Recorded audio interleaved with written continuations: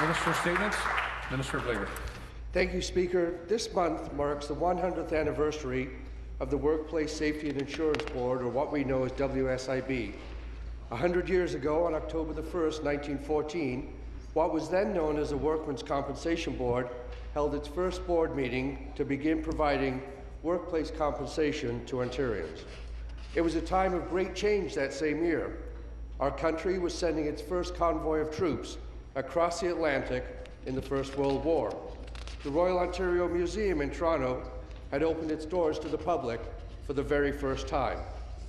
An Ontario judge, Sir William Meredith, had just provided the Lieutenant Governor a report on compensating workers who had been injured on the job. The report outlined a very historic compromise. It laid out certain key principles for a workers' compensation system, which included no-fault compensation, security of benefits through the establishment of a fund, collective liability of employers, and the administration by an independent agency.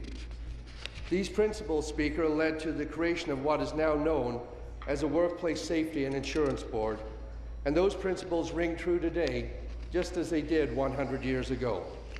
And they're going to continue to ring true for the next 100 years and beyond as the WSIB adapts to changing needs of the workforce in Ontario.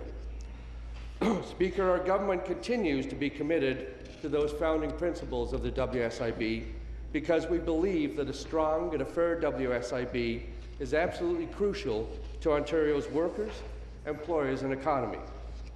The injured workers of this province must be treated with fairness, with dignity, and with respect. Because, Speaker, even in a land of abundance, our workers, the people of Ontario, are the most important resource that we have.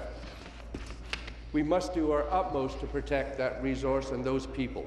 The WSIB has provided injured and ill workers compensation benefits, access to health care, and ongoing support so workers can transition safely back into their jobs. I know the WSIB is committed to creating a financially sustainable system that's going to continue to help Ontario workers well into the next century and beyond. So in that regard, Speaker, I'd like to acknowledge and thank Chair Elizabeth Whitmer and the Board. I'd also like to thank the WSIB executive and staff for the ongoing hard work. But Speaker, this month we also observe another important milestone. This month marks the 35th anniversary of Ontario's landmark workplace health and safety legislation, what we know of today as the Occupational Health and Safety Act. This piece of legislation in Ontario forever changed the way that workplaces address health and safety. It gave workers in this province three very distinct rights. They now have the right to refuse unsafe work, the right to know about hazards in the workplace, and the right to participate in identifying and resolving health and safety concerns.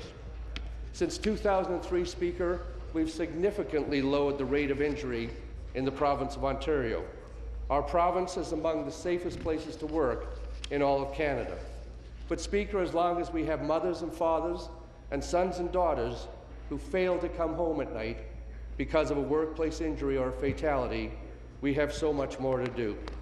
So that's why our government's embarked on the greatest revitalization of Ontario's workplace health and safety system in more than 30 years.